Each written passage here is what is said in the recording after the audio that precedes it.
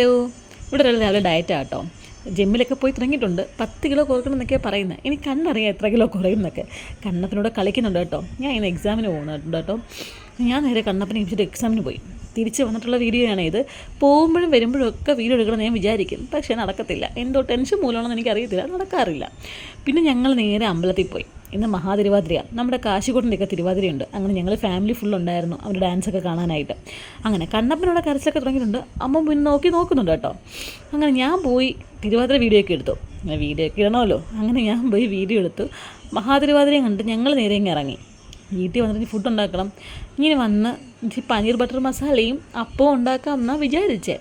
അങ്ങനെ ഉണ്ടാക്കാൻ നോക്കിയപ്പോഴത്തേക്ക് സാധനങ്ങളൊന്നുമില്ല. പിന്നെ അവസാനം എന്തൊക്കെയോ പൊടികൾ തട്ടിക്കൂട്ടിയിട്ട് ഞാനൊരു കറി ഉണ്ടാക്കി. അത്യാവശ്യം ടേസ്റ്റൊക്കെ ഉണ്ടായിരുന്നു. വേണമെങ്കിൽ പനീർ ബട്ടർ മസാലയുടെ അപരം എന്നൊക്കെ വേണമെങ്കിൽ പറയാം. അത്രയേ ഉള്ളൂ. പക്ഷേ ടേസ്റ്റ് ഉണ്ടായിരുന്നു കേട്ടോ, ഇല്ലയെന്ന് പറയുന്നില്ല. അത്യാവശ്യം ടേസ്റ്റ് ഉണ്ടായിരുന്നു. അവിടെ കണ്ണപ്പം കടന്ന് കരയുന്നുണ്ട്. ഞാൻ പെട്ടെന്ന് ഉണ്ടാക്കുമ്പോൾ എനിക്ക് പോയി കൊച്ചിനെ എടുക്കാൻ കേട്ടോ. കരഞ്ഞു കഴിഞ്ഞാൽ പിന്നെ ഏക്കത്തില്ല, ഞാൻ തന്നെ എടുക്കേണ്ടി വരും. ശ്രീകുട്ടി എപ്പോഴേക്കും വന്ന് അപ്പത്തിൻ്റെ പരിപാടിയൊക്കെ തുടങ്ങിയിട്ടുണ്ടായിരുന്നു. അങ്ങനെ അപ്പമൊക്കെ ഒരുമിച്ച് സെറ്റായി. ഞങ്ങളവിടെ മാമനും മോനും കൂടെ കഴിക്കാൻ ഇരുന്നിട്ടുണ്ട്.